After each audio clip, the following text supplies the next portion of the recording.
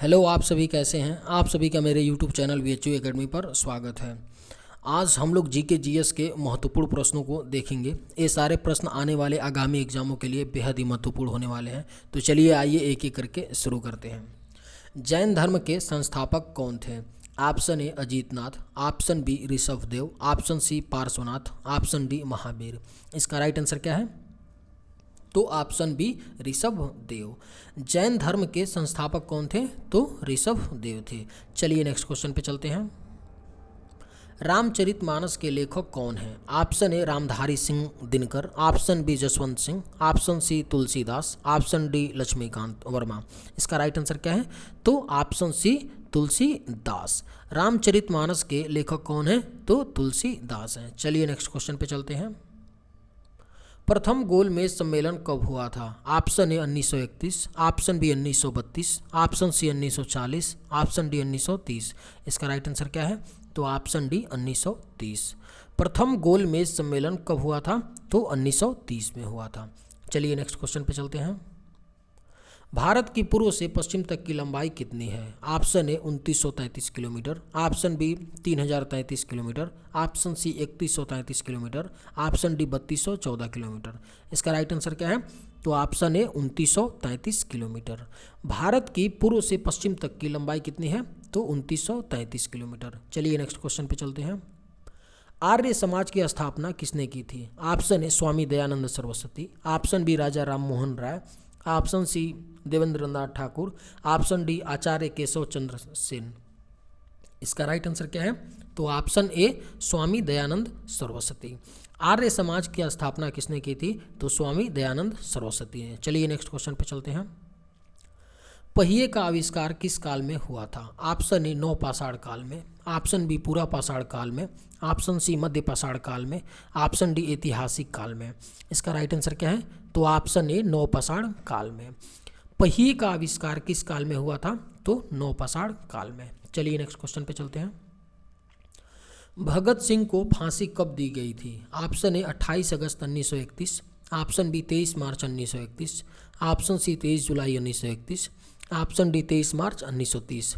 इसका right answer क्या है? तो ऑप्शन बी 23 मार्च 1931। भगत सिंह को फांसी कब दी गई थी? तो 23 मार्च 1931 को। चलिए नेक्स्ट क्वेश्चन पे चलते हैं। राज्यसभा में अधिकतम कितने सदस्य होते हैं? Option A 250, option B 300, option C 150, option D 50। इसका राइट आंसर क्या है? तो ऑप्शन ए 250। राज्यसभा में अधिकतम कितने सदस्य होते हैं? तो 250 होते हैं। चलिए नेक्स्ट क्वेश्चन पे चलते हैं। संघ लोक सेवा आयोग के अध्यक्ष की नियुक्ति कौन करता है? ऑप्शन ए संसद, ऑप्शन बी प्रधानमंत्री, ऑप्शन सी भारत के मुख्य न्यायाधीश, ऑप्शन डी राष्ट्रपति। इसका राइट आंसर क्या है?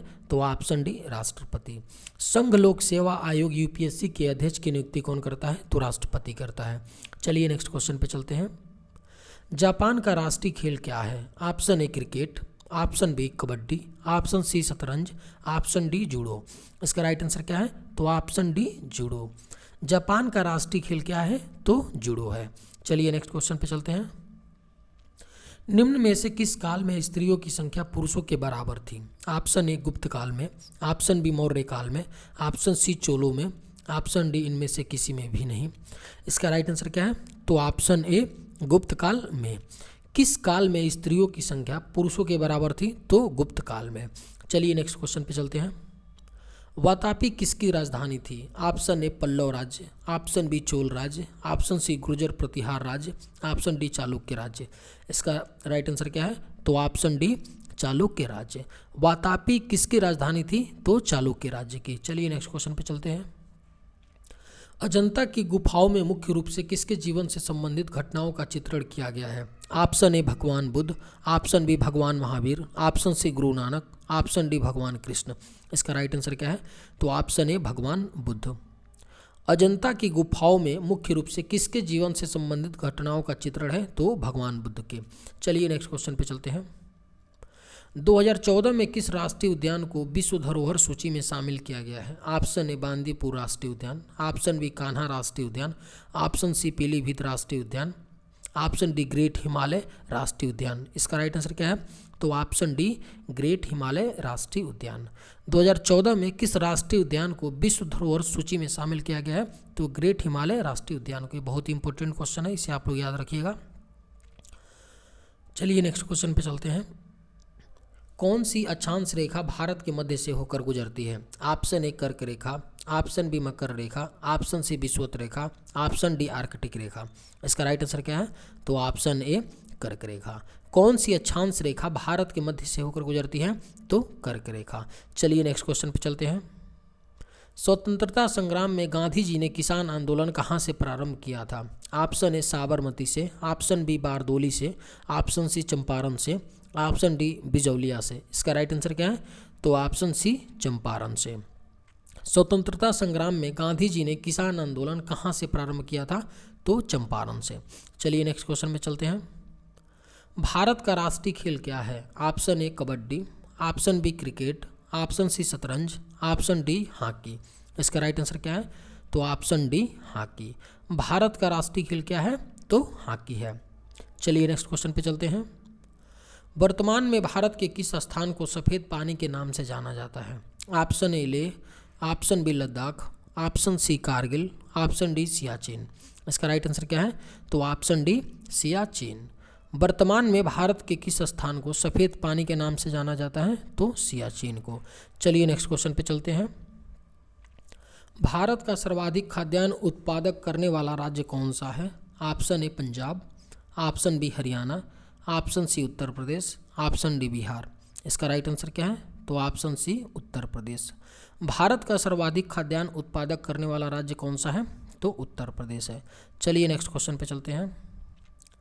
भारत में रेलवे का जनक किसे माना जाता है? Option A Lord Mayo, option B Lord Hardinge, option C Dalhousie, option D Canning. इसका राइट आंसर क्या है? तो ऑप्शन सी डलहौजी। भारत में रेलवे का जनक किसे माना जाता है? तो डलहौजी को माना जाता है। चलिए नेक्स्ट क्वेश्चन पे चलते हैं।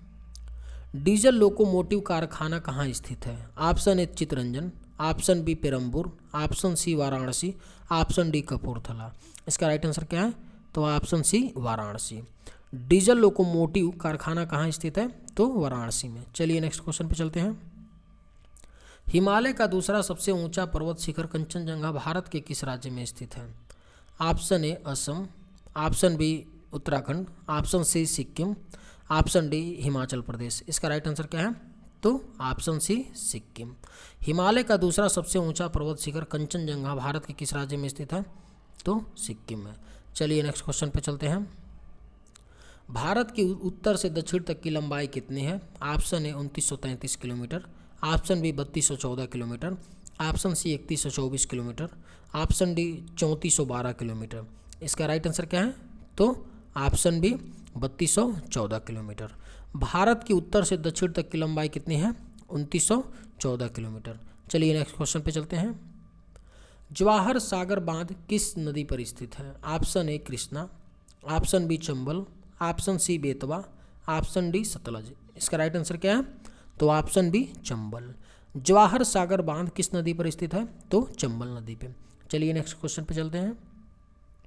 मोबाइल फ़ोन का उपयोग करने वाले लोगों की सर्वाधिक संख्या किस देश में है? Option A England, option B America, option C चीन, ऑप्शन डी रूस। इसका राइट आंसर क्या है? तो option B America. Mobile phone का प्रयोग करने वाले लोगों की सर्वाधिक संख्या किस देश में है? तो अमेरिका में है। चलिए नेक्स्ट क्वेश्चन पे चलते हैं। महाभारत का लेखक कौन थे? ऑप्शन ए महर्षि Valmiki ji, option B Maharshi Ved Vyas, option C Kalidas, option D Kalhana. इसका राइट आंसर क्या है? तो ऑप्शन बी महर्षि वेद व्यास। महाभारत का लेखक कौन था? तो महर्षि वेद व्यास। चलिए नेक्स्ट क्वेश्चन पे चलते हैं। 1194 ईस्वी में चंदावर का युद्ध मोहम्मद गौरी ने किसके साथ लड़ा था? Option A Prithviraj Chauhan, option B Jaichandra, option C Jaipal, option D Bhim द्वितीय। इसका राइट आंसर क्या है? तो ऑप्शन बी जयचंद। 1194 ईस्वी में चंदावर का युद्ध मोहम्मद गौरी ने किसके साथ लड़ा था? तो जयचंद के बीच। चलिए नेक्स्ट क्वेश्चन पे चलते हैं। जल में किसकी अधिकता से मिट्टी क्षारीय हो जाती है? ऑप्शन ए गंधक अम्ल, option B magnesium chloride, option C calcium chloride, option D sodium carbonate. इसका राइट आंसर क्या है? तो ऑप्शन डी सोडियम कार्बोनेट। जल में किसकी अधिकता से मिट्टी क्षारीय हो जाता है? तो सोडियम कार्बोनेट की अधिकता से। चलिए नेक्स्ट क्वेश्चन पे चलते हैं। स्वराज मेरा जन्मसिद्ध अधिकार है, यह किसने कहा था? Option A Rabindranath Thakur, option B Lokmanya Tilak, option C Lala Lajpat Rai, option D Mahatma Gandhi. इसका राइट आंसर क्या है? तो ऑप्शन बी लोकमान्य तिलक। स्वराज मेरा जन्मसिद्ध अधिकार है, यह किसने कहा था? तो लोकमान्य तिलक ने। चलिए नेक्स्ट क्वेश्चन पे चलते हैं। निम्नलिखित सूचियों में से किसके अंतर्गत शिक्षा आती है? ऑप्शन ए केंद्रीय सूची, ऑप्शन बी स्थानीय सूची, ऑप्शन सी समवर्ती सूची, ऑप्शन डी राज्य सूची। इसका राइट आंसर क्या है? तो ऑप्शन सी समवर्ती सूची। किस सूची के अंतर्गत शिक्षा आती है? तो समवर्ती सूची के अंतर्गत। आज के वीडियो में बस इतना ही, मिलते हैं नेक्स्ट वीडियो में। थैंक्स।